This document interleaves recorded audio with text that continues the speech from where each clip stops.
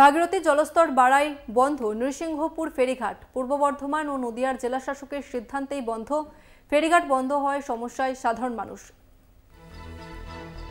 ভাগীরথী জলস্তর বাড়ায় বন্ধ নৃসিংহপুর ফেরিঘাট।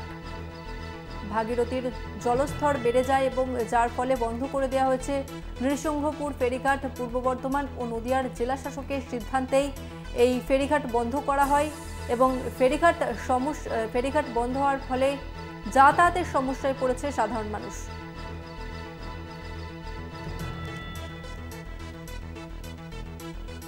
ভাগীরথী জলস্তর বাড়ায়। রূপম রায় রয়েছে আমাদের সঙ্গে, আমাদের প্রতিনিধি।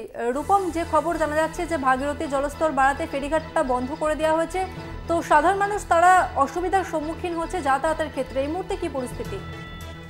দেখো প্রশ্নে সকাল থেকে কিন্তু আবারও ফেরিঘাট বন্ধ করে দেওয়া হয়েছে এবং কাল রাতে হঠাৎ করে মাইকিং করা হয় গঙ্গার ওপারে যে পূর্ব বর্ধমান থেকে, সেখান থেকে যেহেতু ফেরি চলাচলটা কন্ট্রোল করা হয় এবং সেখানে ঘাট মালিক বা ইজারাদার যারা রয়েছে তারা প্রশাসনিক নির্দেশের পর মাইকিং করে সন্ধ্যের পরেই অর্থাৎ রাত্রি 8টার পরে বন্ধ করে দেয় এই ফেরিঘাট, যেহেতু জলস্তর বেড়েছে।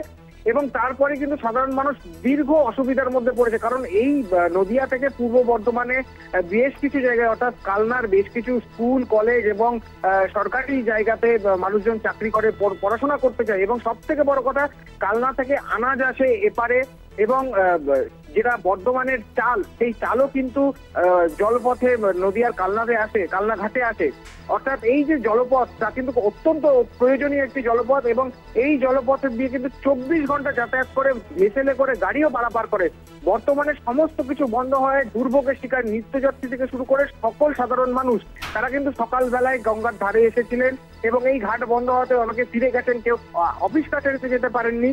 তবে এখন যেটা যত সময় বাড়ছে তত জলস্তর একটু হলেও বৃদ্ধি পাচ্ছে, তবে প্রশাসনিক তৎপরতা তুঙ্গে রয়েছে এবং দুই জেলার যে জেলা শাসক তাদের নির্দেশেই এই ঘাট বন্ধ রাখা হয়েছে, কারণ প্রাণের ঝুঁকি নিয়ে এই ঘাট চালানো তারা কোনো রকম ভাবেই চাইছে না। তবে পরিস্থিতি যদি অনুকূল হয় তাহলে ঘাট খুলে দেওয়ার একটা ব্যবস্থা হতে পারে। তসমিনা, বেশ ধন্যবাদ তোমাকে রূপম।